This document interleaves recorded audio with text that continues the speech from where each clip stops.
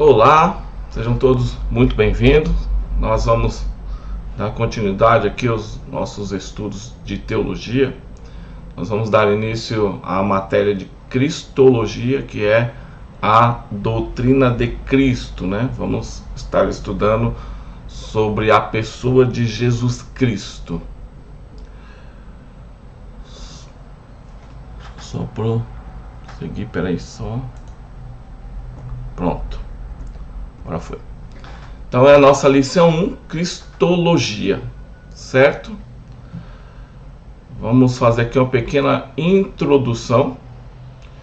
Jesus Cristo, ele é o tema central da Bíblia e da história da humanidade. Então, desde os princípios, né, Deus ele determinou resgatar a humanidade dos seus pecados, da perdição eterna, e para isso ele enviou o seu Filho por causa dos nossos pecados, por causa do pecado da humanidade. Ele é um plano de salvação que o homem não teria condições por si mesmo de se salvar. Então Deus enviou o seu Filho, né, para morrer no nosso lugar, para morrer nos nossos pecados, porque a Bíblia declara: sem derramamento de sangue não há remissão, não há perdão de pecados.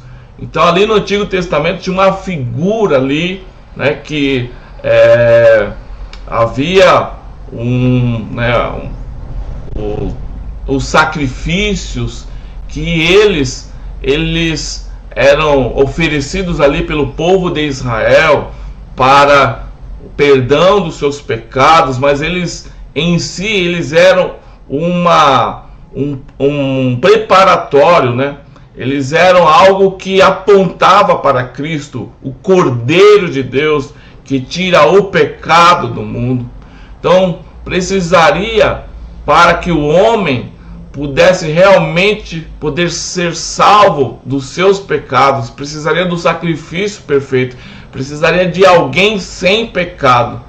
E a Bíblia fala que o homem não tem condições, né? Porque o homem já nasce em pecado. Por isso foi necessário que o próprio Deus, na pessoa de Jesus, tomasse a forma humana, se encarnasse. Por isso que a Bíblia fala: o Verbo se fez carne e habitou entre nós, e a todos quantos o receberam, Deus lhes deu o poder de serem feitos filhos de Deus. E Jesus, ele é o tema central da Bíblia. Ele é o tema central do amor de Deus por nós. Por isso que em João 3,16 diz: porque Deus amou o mundo de tal maneira que deu seu Filho unigênito, para que todo aquele que nele crê não pereça, mas tenha a vida eterna. E falando de Jesus, Jesus tem sido o objetivo dos mais profundos, dos mais prolongados estudos. No transcorrer das eras, dos séculos, surgiram muitas opiniões a respeito da pessoa de Jesus de Nazaré, da sua missão no mundo.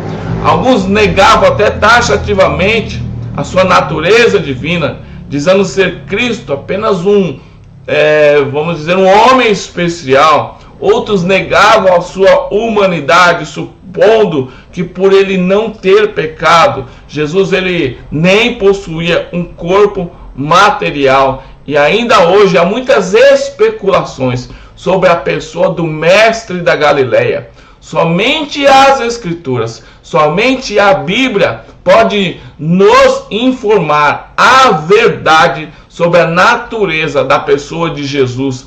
E segundo a Bíblia, há uma só personalidade em Cristo, porém duas naturezas: natureza humana e a natureza divina. Todas elas perfeitas, de forma perfeitamente. Jesus é perfeitamente homem, assim como ele é perfeitamente Deus. Então é muito importante nós estudarmos sobre Cristo, porque é impossível haver cristianismo sem Cristo. E estritamente falando, o cristianismo, ele é Cristo, e Cristo é o cristianismo. Então, prosseguindo aqui, vamos entrar nesse primeiro tópico com esse título: quem é Jesus? E a definição do termo Jesus Cristo. Jesus, o nome Jesus, ele vem da sua raiz hebraica, né? No grego, da sua raiz grega, né? Que o Novo Testamento apresenta esse nome, Jesus, na sua raiz grega, Jesus, que é a fórmula grega do nome judaico Jesus, forma esta que se obtém mediante a transcrição do hebraico, se acrescentando um S para facilitar a declinação da palavra. Por sua vez, Jesus vem da raiz hebraica Yeshua, que significa salvar, ajudar, etc. Cristo, o nome Cristo vem do grego Christos e significa ungido, partindo do verbo krio, ungir, que foi transliterado em português para Cristo. Então, a síntese final do significado de Jesus Cristo é que o nome Jesus significa Salvador e o nome Cristo significa ungido, ou seja, Salvador ungido.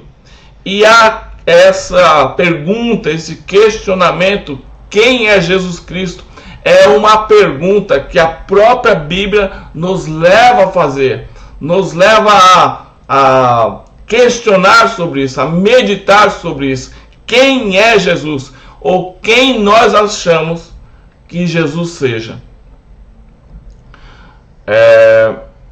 A Bíblia, ela vai ter ali alguns questionamentos. Por exemplo, em Mateus 22, 42, Jesus perguntando: quem pensais vós de Cristo? Perguntando para os seus discípulos. Quem dizem os homens ser o filho do homem? Mateus 6, 16, 13. E vós quem dizeis que eu sou? Mateus 16, 15. E Simão Pedro, respondendo, disse: tu és o Cristo, o Filho do Deus vivo. Mateus 16, 16. O dia do nascimento de Jesus, ele é celebrado no mundo todo. O aniversário da sua morte levanta a silhueta da sua cruz no horizonte. Quem, pois, né, é Jesus, né? Essa é um questionamento que foi feito pelo nosso próprio mestre Jesus, né? Quando no seu ministério ele chega e pergunta para os seus discípulos: o que os homens falam a respeito de mim? Quem os homens dizem ser o Filho do Homem? Aí ele ouviu a opinião do povo, sem comentar, mas a bênção dele foi pronunciada diante da resposta de Pedro, quando Pedro diz: tu és o Cristo, tu és o Filho do Deus vivo. Então a pergunta ainda permanece para a humanidade, e os homens precisam responder quando estão diante dessa pergunta: quem eles acham ser Jesus? Quem é Jesus para você? Quem é Jesus para nós? Mas a verdadeira resposta nós vamos encontrar na Bíblia, no Novo Testamento. Foi escrito por esses homens que estiveram ali em contato com o Verbo, tiveram contato com Jesus, né? Eles conheceram Jesus pessoalmente, a pessoa de Jesus. Então, o que pensam os homens acerca de Jesus Cristo, né? Mateus 16, 13. Quem dizem os homens ser o Filho do Homem? Por ocasião do milagre da multiplicação, Mateus 15, 29, 39 e 16, 13, Jesus ali estava no auge do seu ministério e a agitação popular havia atingido uns níveis muito altos com relação aos milagres operados pelo Mestre. Então o nome de Jesus ele passou a ser frequentemente mencionado nas classes, entre os líderes religiosos, entre o povo. Todos queriam conhecê-lo. Quem é este homem? Por causa dos sinais, das maravilhas, da autoridade com que ele ministrava ao povo. Então ficava esse questionamento: quem é esse homem? Havia esse questionamento ali no meio do povo. Foi então que Jesus, em Cesareia de Filipe, na solidão, naquele lugar montanhoso, perguntou para os seus discípulos: quem dizem os homens ser o Filho do Homem? Mateus 16:13. Então nós temos a especulação humana acerca de Jesus. E eles disseram: uns falam que você é João Batista, outros dizem que você é Elias, outros falam que você é um dos profetas. Mateus 16:14. Então é comum haver muitas especulações sobre a vida de alguém famoso, e quase nenhuma delas corresponde ao que a pessoa é de fato. Podemos ouvir muitas coisas acerca de determinada pessoa, seus feitos, suas qualidades, seu modo de ser. Entretanto, é impossível fazer um correto juízo até que se conheça aquela pessoa na intimidade.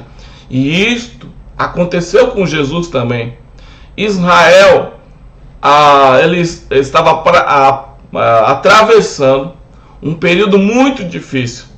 A nação, ela padecia de muitas privações incrementadas por turbulências políticas ali. Ademais, pesava sobre o povo o fardo de sua religião legalista. Diante deste trágico cenário, surge um homem diferente, advindo de uma cidade sem nenhuma importância, vindo como eles podiam chamar, da pequena Nazaré. Todos ali ficaram então curiosos de saber quem era ele. Então nós podemos ver que começaram a aparecer opiniões distorcidas acerca de Jesus. Em muitas ocasiões, Jesus atribuiu-se a si a designação de Filho do Homem, para indicar o aspecto humano da sua divindade. Na verdade, Jesus queria corrigir qualquer má interpretação da sua missão na terra. Ao serem interrogados, os discípulos expuseram as diversas opiniões do povo sobre quem ele era. E disseram: uns falam que é João Batista, outros dizem que é Elias, outros Jeremias, outro algum dos profetas. Sem dúvida, o povo então tinha uma falsa ideia de quem de fato era Jesus Cristo. Ainda nos nossos dias, existem muitas especulações sobre a pessoa de Cristo, mas somente os evangelhos contêm o autêntico testemunho de sua vida, ministério e propósito. E a resposta que Jesus queria ouvir: na verdade, o Senhor não estava interessado no que as pessoas pensavam a respeito dele. O que ele de fato queria era saber o que os seus discípulos realmente pensavam a respeito dele. Então Pedro respondeu enfaticamente: tu és o Cristo, tu és o Filho do Deus vivo. Mateus 16:16. Então a resposta de Pedro foi direta e objetiva, digna do elogio de nosso Senhor Jesus Cristo. Nesta resposta, Pedro transmitia a ideia do sonho israelita acerca do Cristo, o ungido, que viria para cumprir a promessa de libertar o seu povo dos seus opressores. Mateus 1:21. E interessante é que aquele impulsivo discípulo chamado Pedro não respondeu corretamente, por sua capacidade, ele recebeu uma revelação direta do Espírito Santo, conforme Mateus 16, 17, através da qual Jesus pôde esclarecer as dúvidas acerca da sua divindade, além de conscientizar os seus discípulos da sua missão como Messias enviado para desfazer as obras de Satanás, resgatando os pecadores da perdição eterna. Então vamos entrar no outro tópico aqui, falando da pré-existência de Cristo. Em João 8:58, Jesus fala: antes que Abraão existisse, eu sou. Em Colossenses 1:17, diz que ele é antes de todas as coisas, e todas as coisas subsistem por ele. O termo pré-existência revela que Cristo como sendo o princípio de todas as coisas. É o que ele é de fato, porque a Bíblia nos revela Cristo se declarando como sendo o Alfa e o Ômega, o princípio e o fim. Ele é o causador e não a causa, ou seja, ele é o Criador de todas as coisas. Para nossa melhor compreensão, vamos mostrar aqui biblicamente que ele é de fato pré-existente. Cristo na criação dos céus. Cristo não veio à existência ali por ocasião do seu nascimento em Belém, através de Maria, sua mãe humana, mas ele já existia antes que o mundo existisse, conforme João 17:5. Cristo, ele teve duas naturezas, a natureza humana e a natureza divina, conforme Filipenses capítulo 2, de 3 a 11.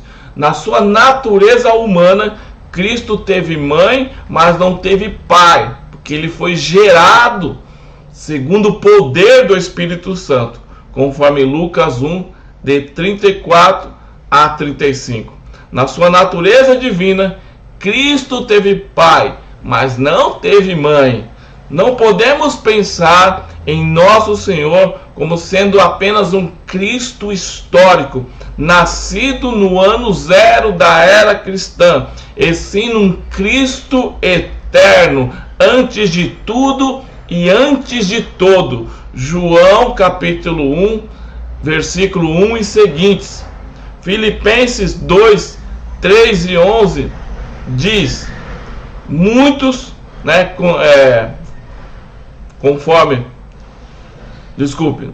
a referência é João 1 e 1 e Filipenses 2, de 3 a 11. Então muitos conhecem um Cristo histórico, mas o mais importante é conhecer o Cristo da história.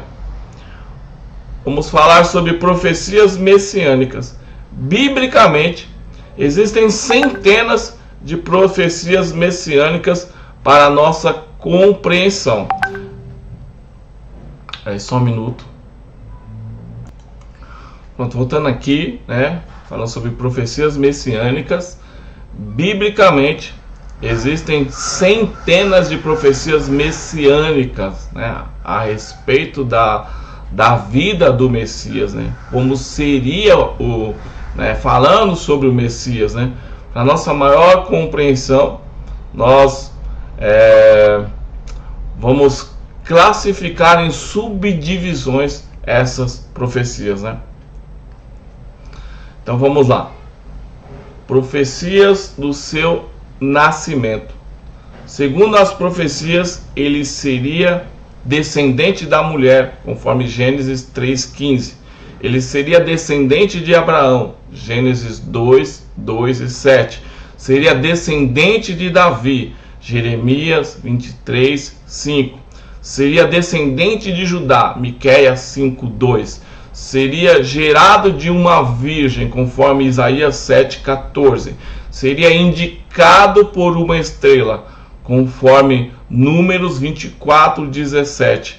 Ele seria fugitivo para o Egito, conforme Oséias 11:1. Ele seria filho de Deus, conforme Salmo 2, verso 7. Ele seria um grande profeta, conforme Deuteronômio 18:18. E ele seria um guia para o povo de Israel. Então, profecias de seu ministério. Temos 7 profecias de seu ministério. Ele seria ungido para pregar, conforme Isaías 61:1, né? Que está explicitado em Lucas 4:18 e 19. Ele seria cheio do Espírito Santo, conforme Salmo 45:7, e na sua referência Hebreus 1:9. E o seu ensino seria por parábolas, conforme Salmo 78:2. E temos o cumprimento em Mateus 13:35. Ele seria tratado como desconhecido, Salmo 69:8, conforme seu cumprimento em João 7:5. Ele seria vendido por 30 moedas de prata, conforme Zacarias 11:12 e 13. E o seu cumprimento, Mateus 27:9-10. Ele seria um grande profeta, Deuteronômio 18:18. E o seu cumprimento em Lucas 7:16. Ele seria sacerdote de Deus, conforme o Salmo 110, versos de 4 a 5. E Hebreus 7:17 no seu cumprimento. Agora, falar das profecias de sua morte. Quem deu crédito à nossa pregação e a quem se manifestou o braço do Senhor, porque foi subindo como renovo perante ele e como raiz de uma terra seca, não tinha parecer nem formosura, e olhando nós para ele, nenhuma beleza víamos para que o desejássemos. Ele era desprezado, o mais indigno entre os homens, homem de dores, experimentado nos trabalhos, como um de quem os homens escondiam o rosto. Era desprezado e não fizemos dele caso algum. Verdadeiramente, ele tomou sobre si as nossas enfermidades e as nossas dores levou sobre si. E nós o reputamos por aflito, ferido de Deus e oprimido. Mas ele foi ferido pelas nossas transgressões e moído pelas nossas iniquidades. O castigo que nos traz a paz estava sobre ele, e pelas suas pisaduras fomos sarados. Todos nós andávamos desgarrados como ovelhas, cada um se desviava pelo seu caminho, mas o Senhor fez cair sobre ele a iniquidade de todos nós. Ele foi oprimido, mas não abriu a sua boca. Como um cordeiro foi levado ao matadouro, e como ovelha muda perante os seus tosqueadores, ele não abriu a sua boca. Essa passagem está em Isaías 53, de 1 a 7, que fala do sofrimento do Messias.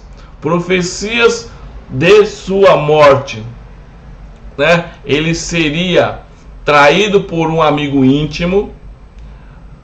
Agora tenho as referências aqui. Salmo 41:9, cumprimento Marcos 14:10. Ele seria vendido por 30 moedas de prata, conforme Zacarias 11:12 e 13, cumprido em Mateus 26:15. Ele seria julgado pelo povo, Salmo 69, de 4 a 12, cumprido em Mateus de 23 a 25. Ele seria desprezado pelos homens, Salmo 22:7, cumprimento Mateus 27:39. Ele seria muito angustiado, profetizado em Salmo 22:14, e ele seria cuspido no rosto, Isaías 50:6, Mateus 26:67.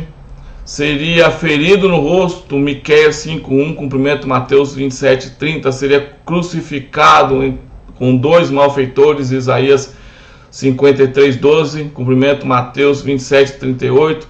e as suas vestes seriam repartidas conforme o Salmo 22:18, cumprimento Mateus 27:35, seria abandonado pelo pai, conforme Salmo 22:1, cumprimento Mateus 27:46, seria crucificado com sede, Salmo 69:21, cumprimento João 19:28, ele seria morto como ovelha muda, Isaías 53:7, cumprimento Mateus 26:63, ele seria traspassado os seus pés e as suas mãos, Salmo 22:16, cumprimento Lucas 24:39, seria traspassado por uma lança, Zacarias 12:10, cumprimento João 19:34, seria deixado, os seus ossos inteiros não seriam quebrados, conforme Salmo 34:20, João 19:36, ele seria sepultado com os ricos, Isaías 53:9, cumprimento João 19:41, seria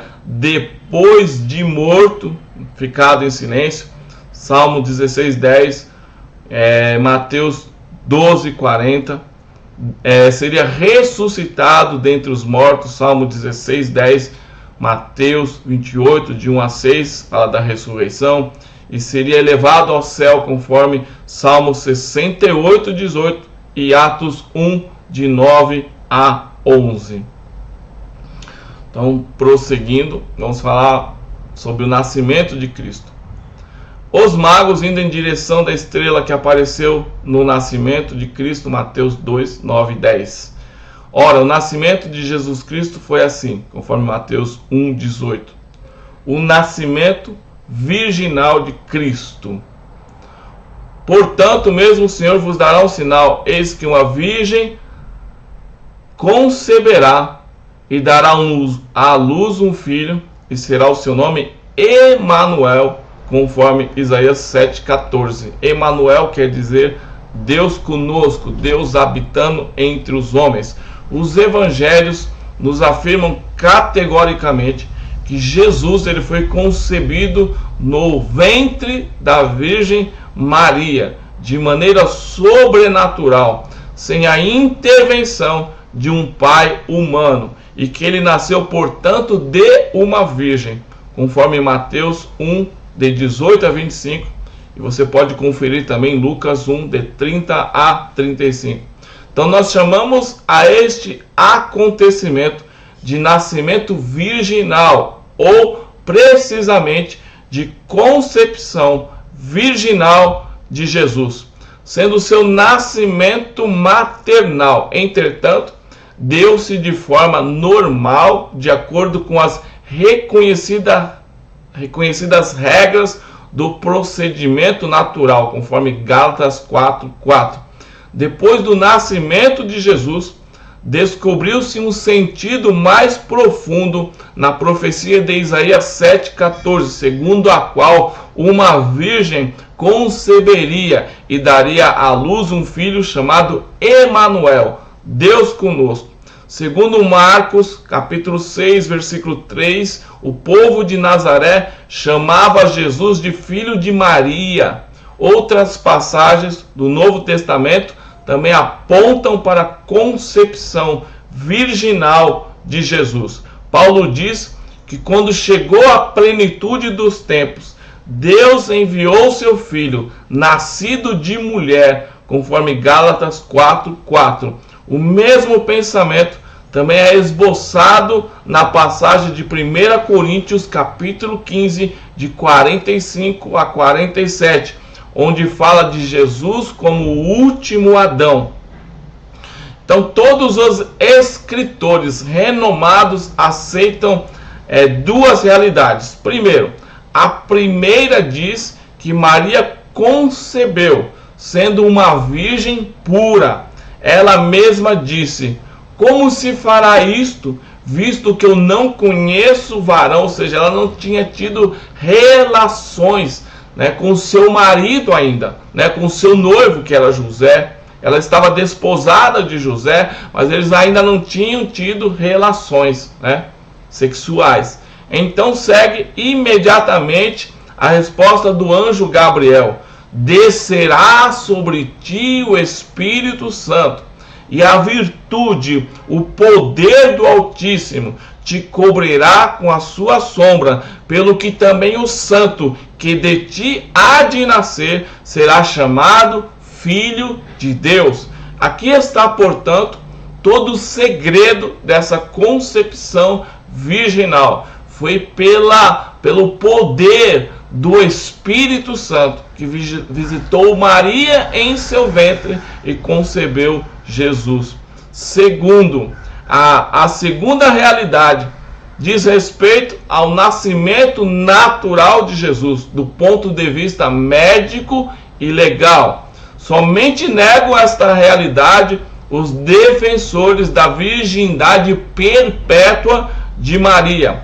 Esta corrente nega também que Maria tenha tido outros filhos, além de Jesus, conforme a declaração feita pelo Dicionário Prático de Cultura Católica, Bíblia em geral, que diz o seguinte: é artigo de fé que Maria viveu em virgindade perpétua, tanto moral como física, antes, durante e depois do nascimento de Cristo.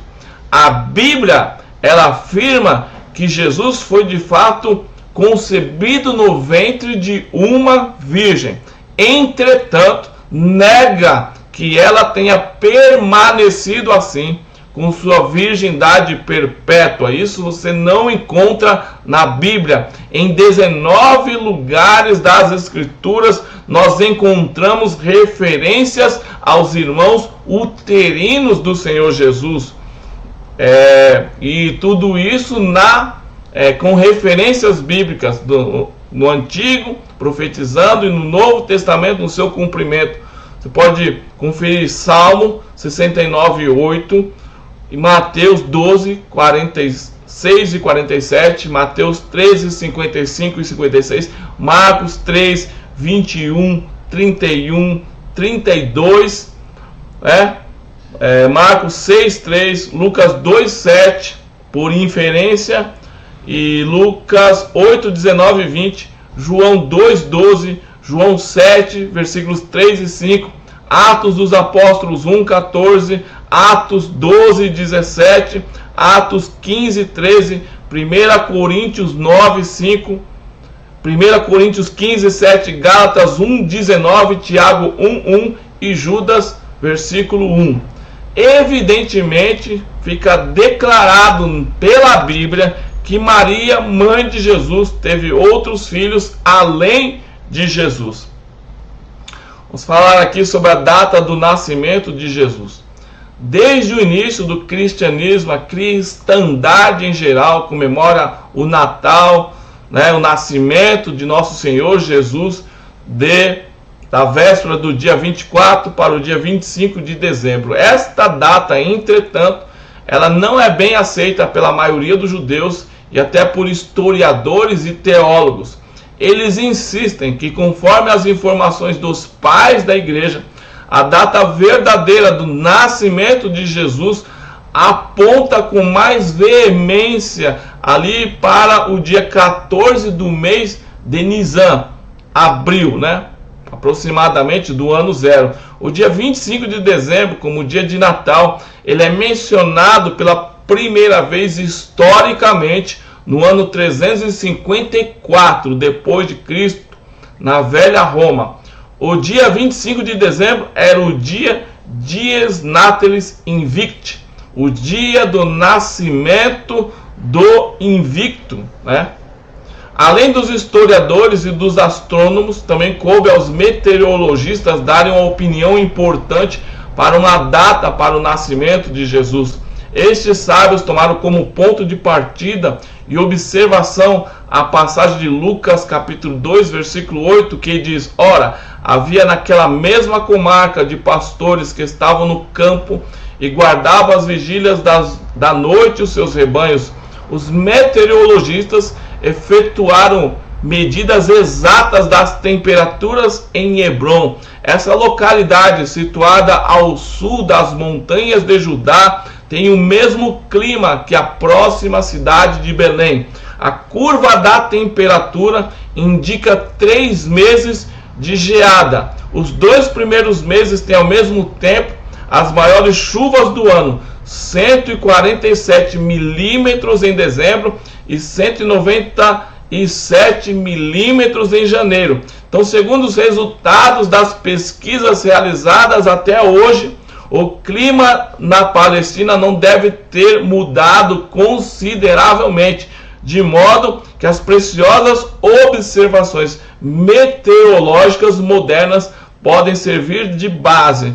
Então, na época do Natal, 25 de dezembro, há geada em Belém, e com temperatura abaixo de zero, conforme foi presenciado no texto em foco. Portanto, segundo este conceito, não devia haver pastores nem rebanhos durante as vigílias da noite naquela comarca.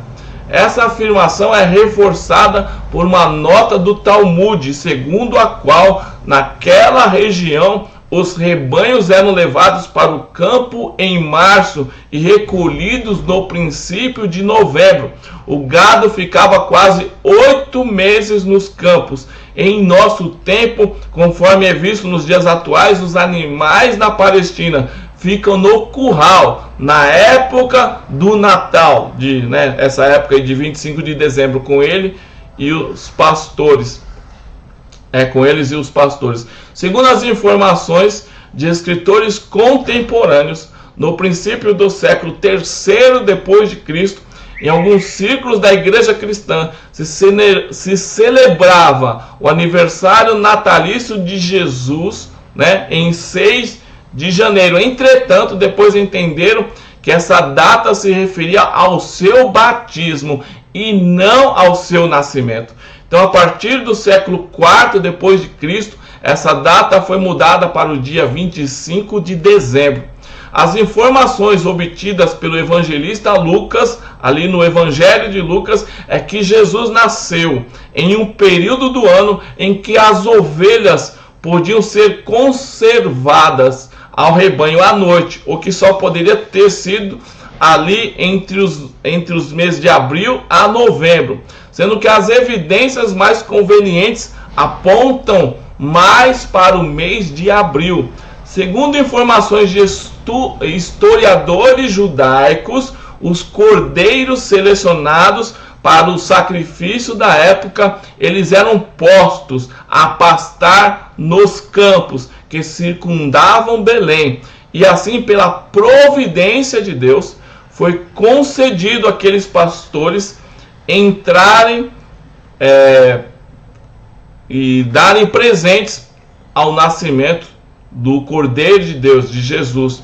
Então, uma outra informação também nos diz que aqueles animais nascidos aos 14 de Nisan, que é o mês de abril, à tarde eram selecionados, isto é, segundo se diz, era aceito pela fé do povo eleito na narrativa do Cordeiro Pascual, mencionado em Êxodo capítulo 12 e em outras passagens similares.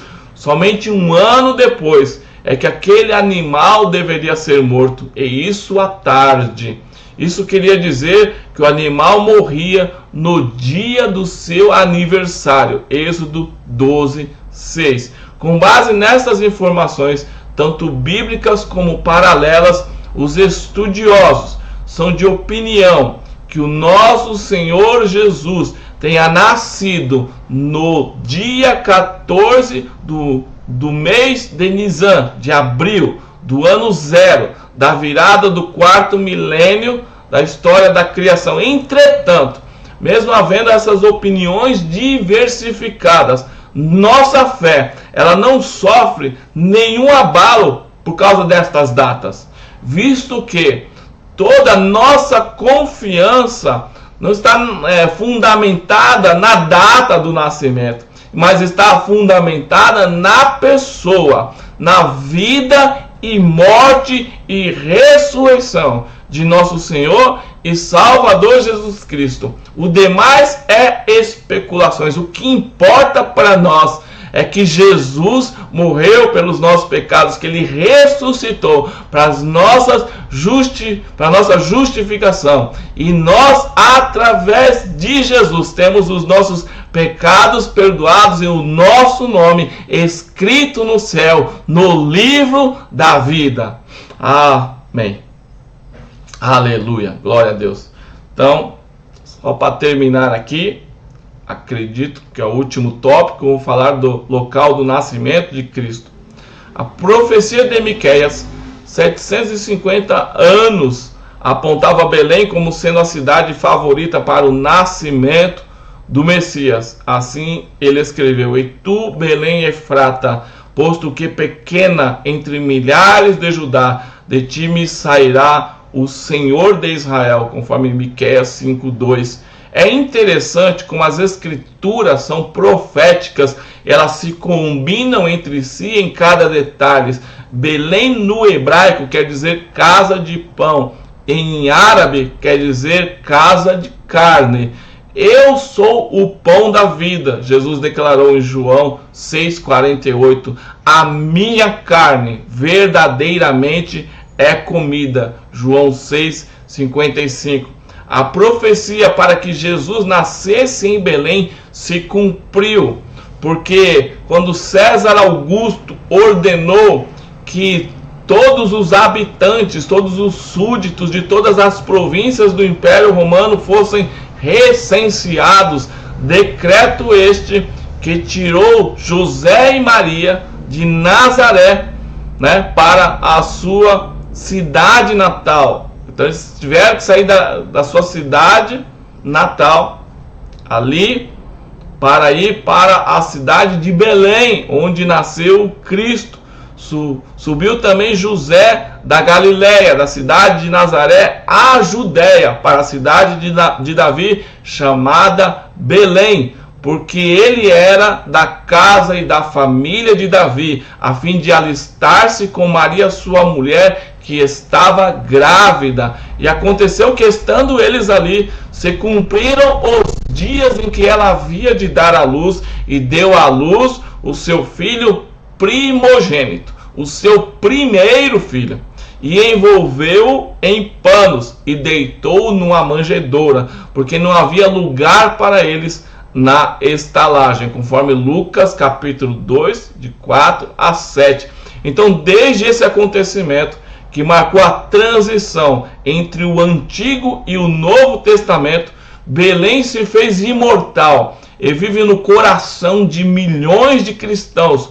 Quanto ao local exato do nascimento de Jesus, a tradição aponta para o local onde atualmente está edificada a Igreja da Natividade, que fica no extremo leste da cidade de Belém.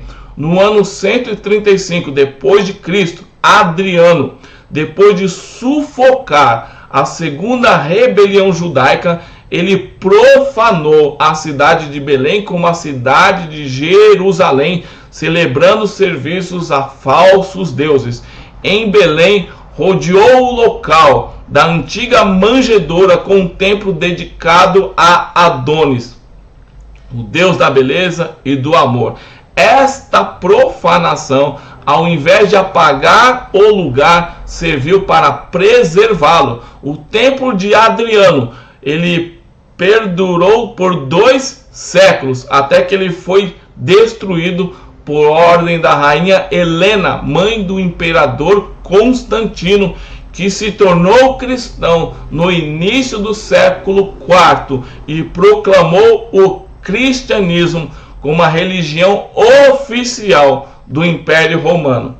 No ano 325, Helena visitou a Terra Santa e construiu 3 magníficos templos, um sobre o Calvário e o túmulo de Jesus em Jerusalém, e o outro sobre o Monte das Oliveiras, e o terceiro sobre o local onde se julga ter nascido Jesus.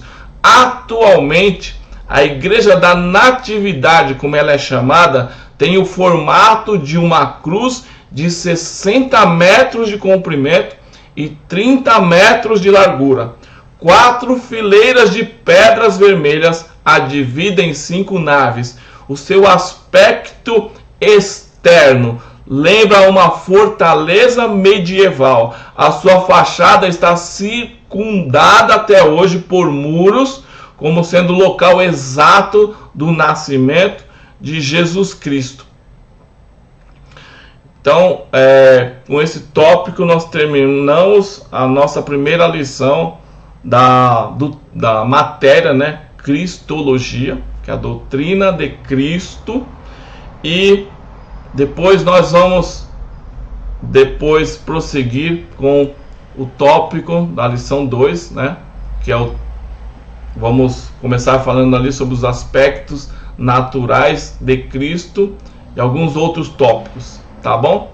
Então, Deus abençoe cada um de vocês. Até a nossa próxima aula. Fiquem com Deus. Deus abençoe.